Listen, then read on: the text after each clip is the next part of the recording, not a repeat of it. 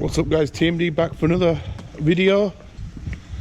Big shout going out to the guys, Jibu, Nick, TY, Icebox and a few other guys that are out there in the world. So, coming to Japan, when is it a good time to come? Obviously we're going through this very crazy pandemic at the moment. Yeah, this is a good one, man, because I'm gonna try and kind of aim this towards you guys that are into your model kits, right? All the modelers, all the anime, all the otakus out there. I'm gonna make this video might be a bit of a long one because there's so much to talk about coming here. And like I said, I'm trying to save you guys money because this is where you're going to get the real information, yeah? Right, so basically you're coming in, let's say January. I think January, after January might be off peak. I don't know guys, you're going to have to check out the prices of stuff, but if you want to come to Japan for like a real experience, it's a good time to come in maybe just after Christmas. Come here for New Year, because out here New Year is really amazing. You know, people go to shrines, there are New Year parties, and it's a nice vibe seeing Japan in its kind of like cold and dark kind of atmosphere. And also in January we have sales. Now it's important that when you come here, for you modelers, there are a few stores out there in Japan that actually have tax-free savings. So you might want to carry your passport around with you at all times, because when you purchase stuff, you get like a receipt and a tax thing, and they put it in your back of your passport. So there's an added advantage of coming in January if you're on the model kit hunt. And this video, like I said, I'll be going off in tangents, so excuse me, but like, so when my friends come here, hi from California, and a few other people, I know like people are fascinated by the amount of model kits that we have out here, and you think that you're getting a bargain. Well, you could say, yeah, you are, but the problem with coming to Japan is it's just a vast selection of kits, because it's just overwhelming. And you also have the added problem of actually trying to ship that back and carry it back on the plane. And as you know, model kits are quite bulky. I know Hi from California, if you're watching, bro. Hi came to Japan for the first time and it was just crazy. I think he sent back 4 huge boxes back to the States. So he came here, he got all of his stuff and shipped it back to the US. It's just crazy. Like, even on the first day I met Hi,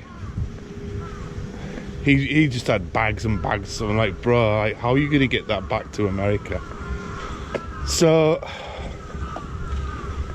it's a weird one, man. I tell people, like, if there's something specific that you want to get, like a model kit, buy it by all means. But most of this stuff you can buy through me or through online e-commerce websites. So are you making a saving? I would say no. If you find a model kit that's rare, a grail kit, buy it. Yes, you're going to make money, savings on that. Now, the main thing that you guys should be concentrating on is buying things that you can't buy back home, especially when it comes down to like BMC chisels, modeling tools, and certain bits and pieces that you can't really get online. Makes sense, right? And they're small, so you can bulk up on that. Because a lot of these online sellers charge a fortune for tooling. Now, you know, you just got to use your mind. Another thing as well, when you come over here, and this is going through all the seasons, because I'm going to talk about, you know, winter, spring, summer, autumn, yeah. Like I said, you might have the added advantage of saving some money on the sales, which is cool. January in Japan, it can be a little bit quiet maybe sometimes, because after the winter break, Japanese people go back to work. So it might be a good time just to visit some attractions, shrines, museums. It won't be very busy. Going into February, February is a bit of a dead month. Not much really happening. Weather-wise, cold. Then you get into March, which is obviously the sakura season, where all the flowers come out, which is, I mean, by all means, come here. It is pretty amazing to see. I remember when I actually came to Japan to live in March. It's March the 28th when I moved here, and it was amazing. And I've got to say as well that the weather in March is fucking cold. And over here they have like these, what they call hanami parties, where people like to sit underneath these trees and eat a picnic and get drunk. It's all right. When I first came here, I did it a couple of times, but to be honest, I don't really want to sit on the ground. My ass is wet. I need a pee. There's no toilets. There's about like 100 people needing the restroom. It's cold. It's windy. You know, for me personally, I just like to do some photography in my own time, my own space, which is, again, is another thing as well. Camera equipment. If you're into photography, January for plant life especially, there's not really that much going on. As you move into spring, of course, you've got all the sakura flowers and stuff, and there are different species of these trees, you know, but if you're coming out here for camera work, you know, if you, I mean, the shrines are no problem, buildings, people and all that stuff. And they still have like the illumination lights, so you might get some good shots.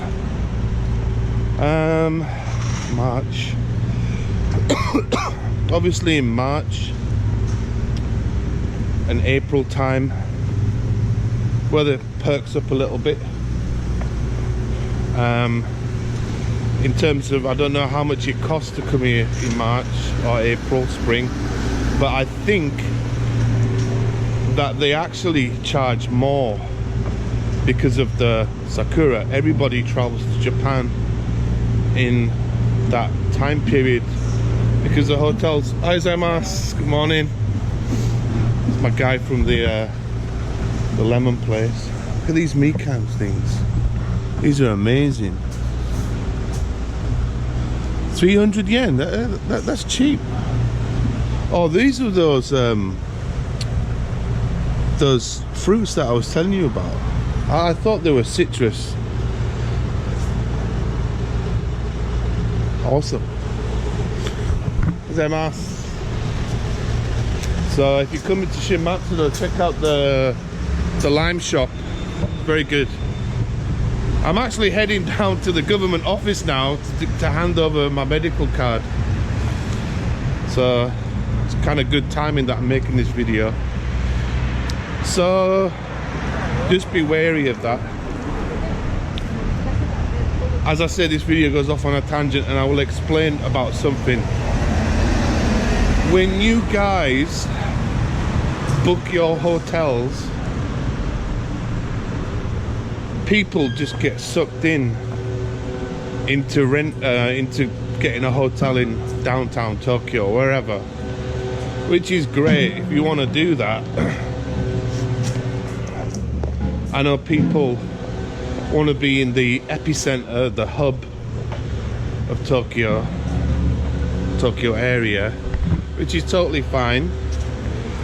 But here's the money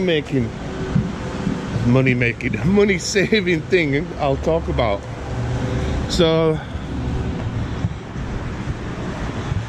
what you can do, yeah, listen up guys, is you can look for accommodation that is way outside Tokyo. I'm talking where I live now. You're talking outside of Saitama. We're talking outside the Tokyo ward area. You can get a hotel for, you're gonna save like 30%. You know, these hotels in Tokyo are great if you want to like be in the hub, but if you're willing to travel like an hour to commute into Tokyo, yes, it's a ball breaker because you have to travel an hour in there, but at least you're going to save some money. And added to that, you're going to see real Japan. This is what it's like. This is daily life living. By the way, this is an old karaoke building. I think this was built in the 1980s maybe. As you can see, it's not used anymore, but these were the old karaoke halls. It's kind of like run down now. It's kind of interesting as well, because this one, like, you know, you've got your karaoke room in there, and then you order drinks or food and they would come out here, and it's 3-tier leveled. But yeah, there's a bit of history over here, man. Old karaoke.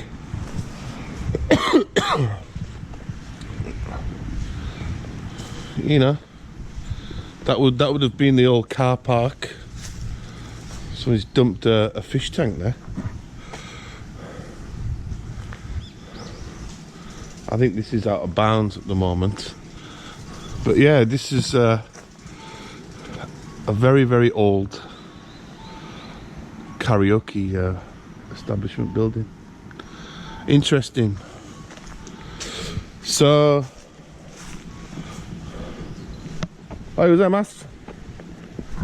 so basically, yeah, you know, you want to save some money, you can find places that are outside, and you're just gonna save a lot of money, and you can like walk around like these places like this, which are quiet, got some amazing food places. And then, like I said, this is a video about trying for you guys to save a little bit of money. Oh look, dragonfly.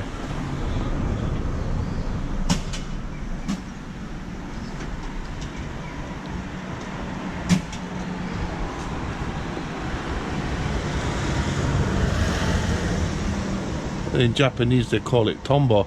I think this could be the the female of the Akatombo. This is the last species of dragonfly that are in Japan. So this is where I'm heading now, Matsudo Shayakusho. I can't film in there unfortunately, but I'll get on with the next part of the video once I finish my business. These are the government offices. You do all your tax and registration, foreigner card, all that stuff. Right, okay, we're back. Got my shit done. Something has just popped into my head that which happened to me, and this is gonna make a great fucking video. Yeah, it's just popped into my head because I'm talking about travel, and I'm gonna give you a really horrific story, Confessions of a Gaijin video. And now thinking about it, because I've got so much ammunition against this crazy Japanese guy who owns this hostel, it's gonna be a good one, so stay tuned on that. Right, so yeah, talking about hostels, this is what popped in my mind, is oh you gotta love these old guys. So it's gonna be a bit noisy. Guys are doing some work. Right, hostels. Hostels are very cheap. There are good ones and there are bad ones. And the one that I stayed at was particularly probably, and once I make this new video, what day is it?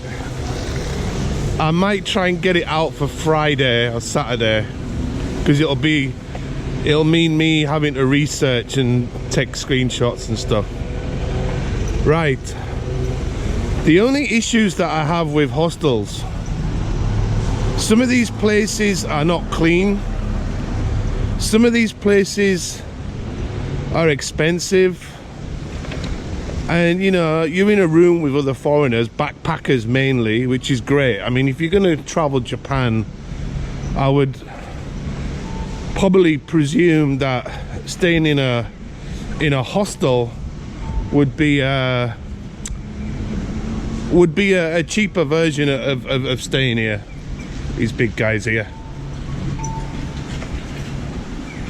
Steroid man, got some steroids, man. Right, so if you want to come here on the cheap and you want to travel around Japan, then yeah, I mean, hostels are great. For me, after my experience, man, I would never ever stay in a hostel again, because I don't know, man, I just like my own privacy, and I like to have my own shower room. I like to, you know, be private, so to speak. So yeah, it's a tricky one, unless you check out the reviews on TripAdvisor or wherever, or hostel.com.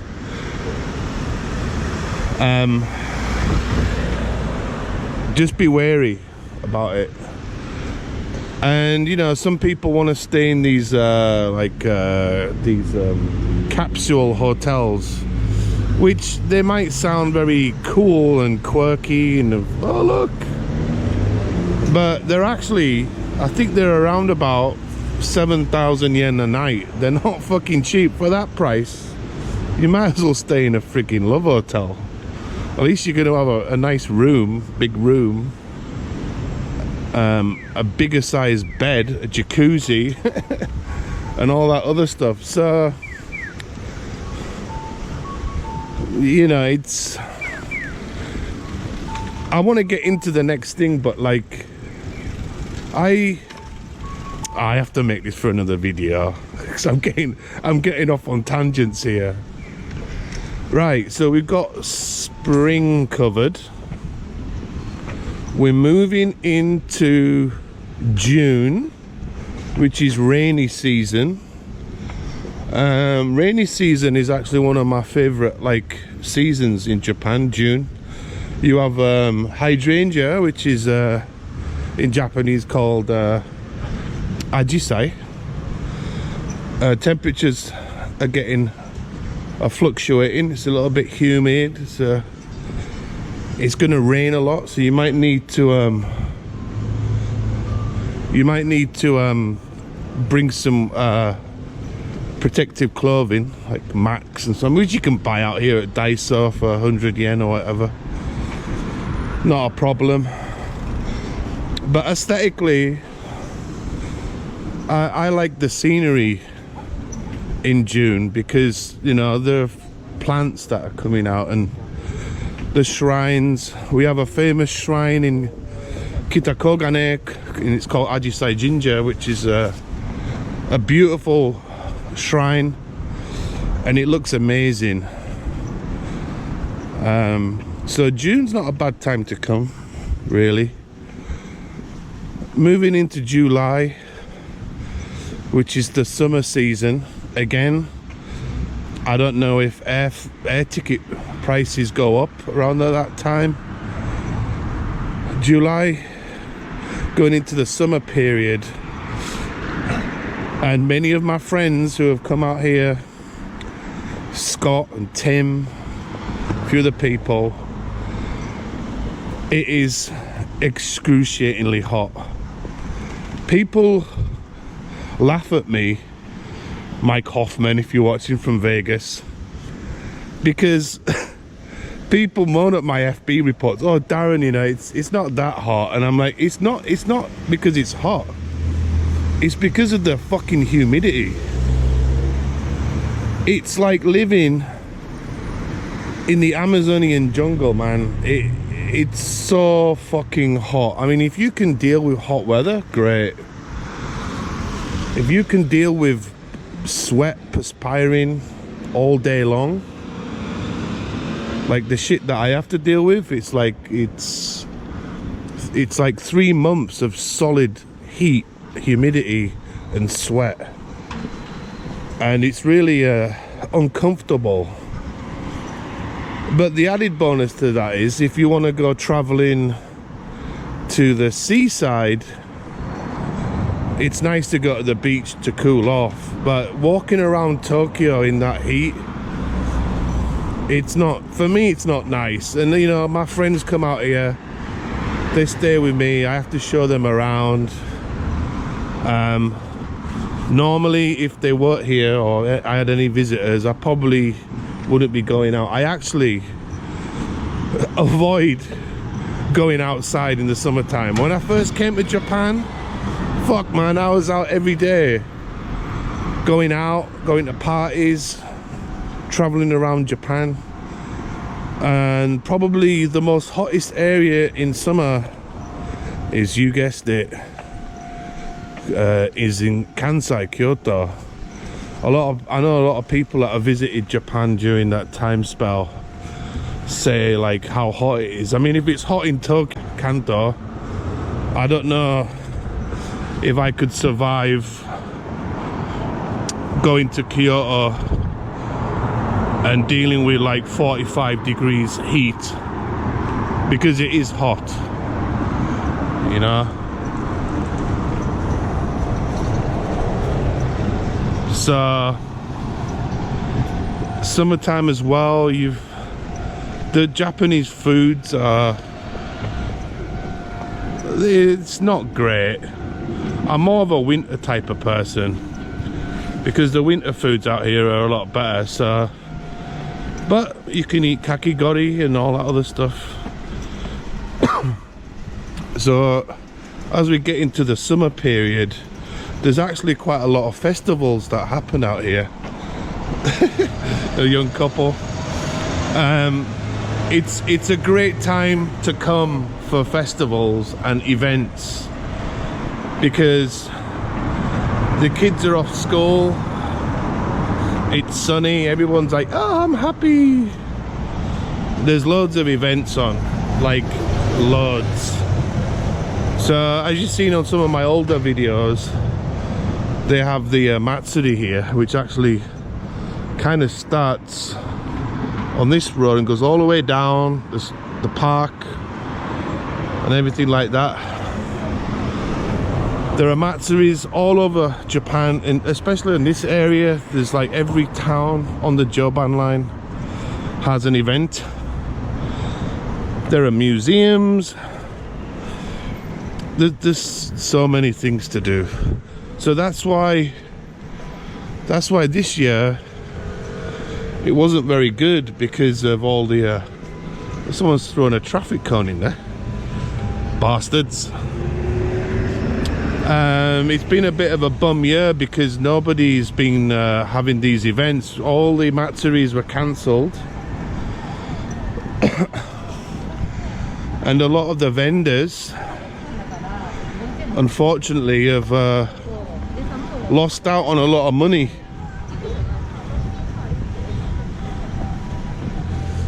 And these guys that do these festivals actually travel up and down Japan selling foods or whatever. And yeah, they can make over 1 million yen just over 2 or 3 days, which is a lot of money, and it's been cancelled. And a lot of events have been cancelled. I don't know, man. There's some big, they have 2 big events. There's Fuji Rock. Yep. There is Summer Sonic and other music festivals that go on out here.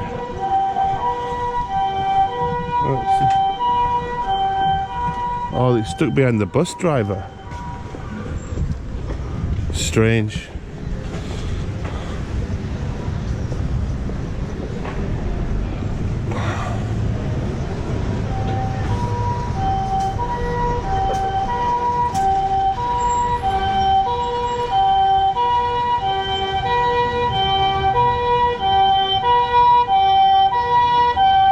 Japanese off topic as well. Can you see how can you see the speed of that ambulance, right? This is something else that like really bugged me out when I came here. In the UK, man, they'll be fucking doing like I don't know, through here, I don't know, 30-40 miles an hour. In Japan, they actually go incredibly slow, and they have like these speakers that warn people to get out of the way. And it's like in England, you just basically get out of the way anyway. So you don't want to be in an accident here, because by the time you get to the hospital, you'll probably be pronounced dead by the time you get there. And by the way, if you don't have medical insurance, that's a whole nother thing. It can cost you quite a lot of money out here. There is an article that I can maybe mention in another video about this woman from Thailand who came to Japan and was working for the government. Her company weren't paying her medical coverage, and she had some weird like disease or some shit like that, and she ended up in hospital, and her medical fees were in the millions and millions of yen, and she couldn't afford it. She had no money. So the Thai government had to come in, or the Thai embassy, and assist with some of the payments. So this is one of the other weird dodgy things that happens out here. These companies trying to get out of the whole medical insurance system. Shakai Hoken. But yeah, summertime, good time. There's loads of events. I'm sure you guys, if you come out here, will have a lot of fun. Moving into November time, October, weather's cool, it's pleasant. I'm chilled now. I'm really enjoying it, just walking around. And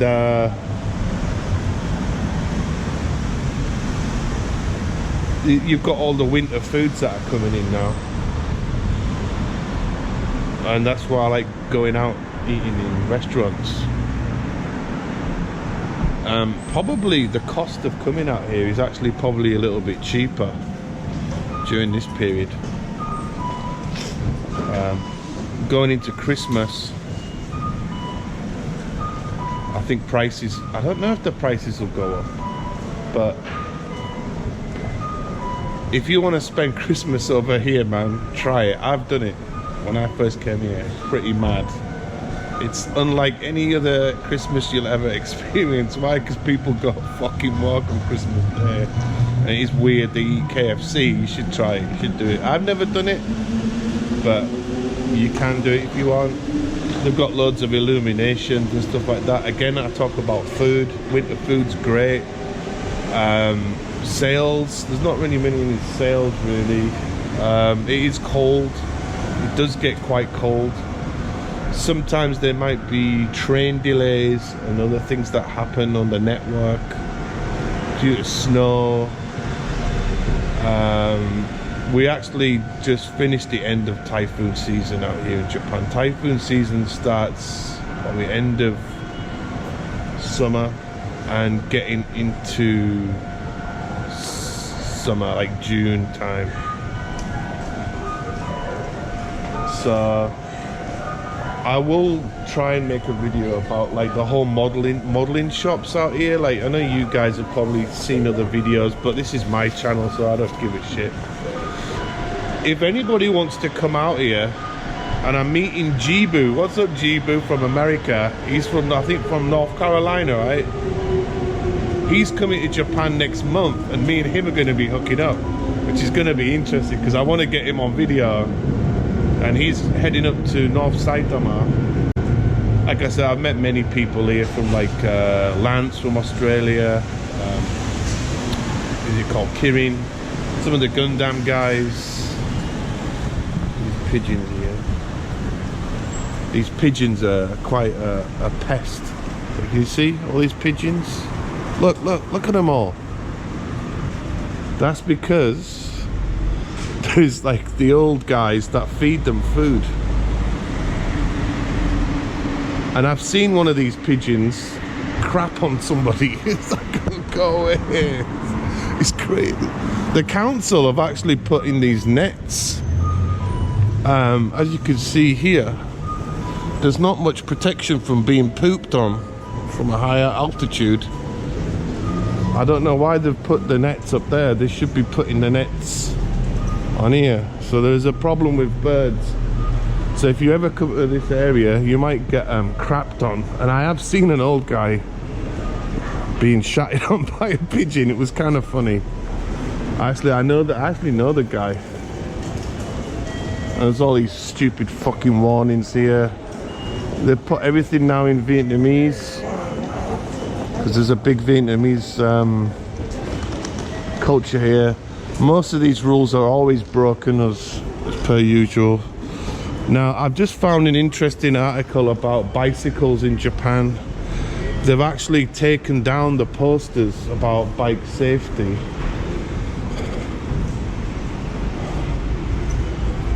One day I should go into the cop shop. So yeah, and they've got all these cigarette warnings, all that crap. So off camera, guys, something just fucking happened, man. Like, I went to charge my phone, and these two fucking I think they're Chinese or fucking Vietnamese. I think they're Chinese. Fucking hot as fuck.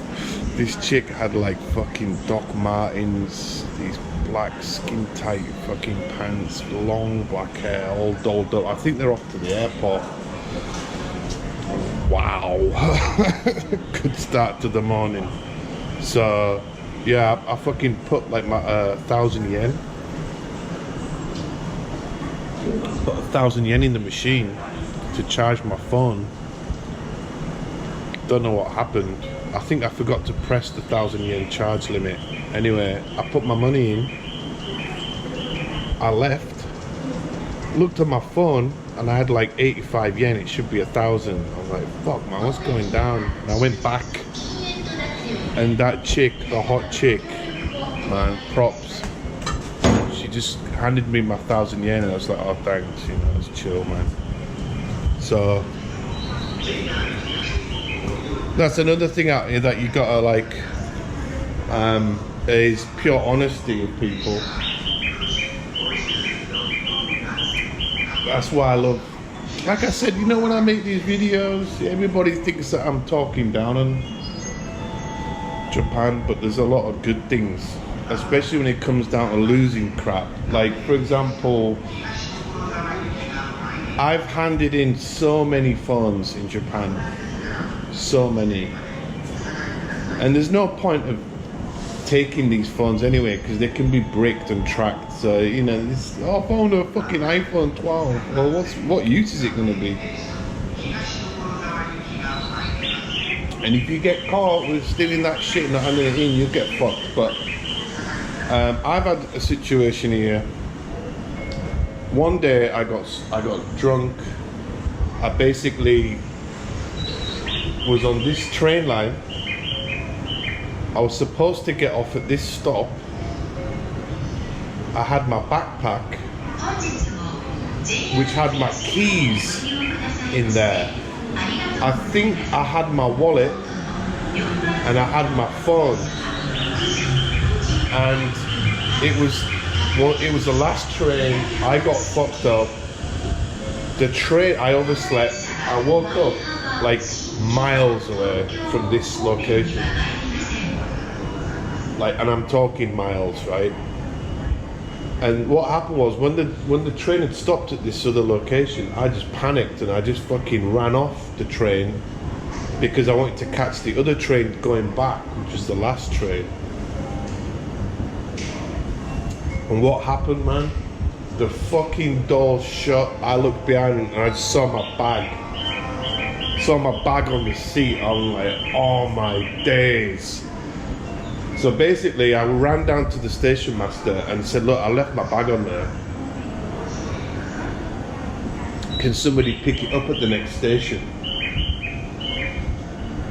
But I didn't have time to explain all that because the guy couldn't speak any English and I couldn't speak any Japanese, so I was fucked. So I managed to run to the other side of the platform, get my train back, and I basically had to hide in McDonald's for like 8 hours. My good friend Mayumi had called JR and I waited. This happened at like maybe 1 a.m. in the morning. And then my Japanese friend called JR and they found it. They found it in a place called, I think it was past like Otamachi or somewhere like that, which is really deep into Tokyo in the underground. And they fucking collected my bag. I was like, oh my god, because it had my house keys in there and I couldn't get into my house, my apartment. So I was thinking about breaking in there, like smashing a window, because it was raining that night. It was a really fucked up situation. So I had to go back to Tokyo, got my bag. Yeah, it's awesome out here, man. So honest. And like, if you find stuff out here, like if you find wallets, let's say it's like 20,000 yen or some shit like that, you hand it into the cops, you fill out paperwork, and they'll ask you, do you want like a percentage of the cost for finding it or recovering it? It's like 10% or something like that. It depends. So like, if you know, the person that collects it can like pay you out, or I think the cops charge them money. I get a percentage and they get all their shit back, because you know, most of the wallets I've found have had no money in it, but like I've found people that have handed it in. And one guy went to the cop shop and I think the cop was like, yeah, that's the guy, the gaijin guy that handed it in, and the guy came towards me and like thanked me, because he had all his bank cards in there, and it's a lot of hassle trying to like get new cards, cancel it. It's a real ball ache, you know what I mean? Right, let's head to work.